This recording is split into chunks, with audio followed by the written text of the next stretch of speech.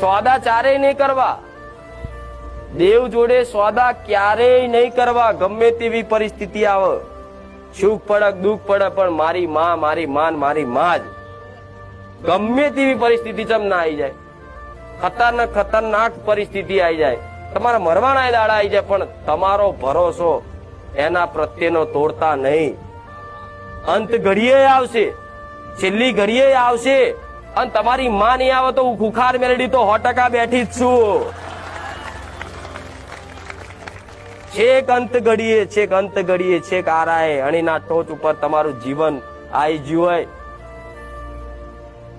એક સેકન્ડ પલવારમાં કદાચ યાદ કરો, જો હું સોલંકી પેઢીની કુખાર મેલડી હાજર ના થઉં તો, પણ જરૂર પડે તારે એની જોડે કઈક કહેવાય અને પ્રાર્થના કરાય. કારણો વગર દેવી શક્તિના પારખા ચારે ના કરતા.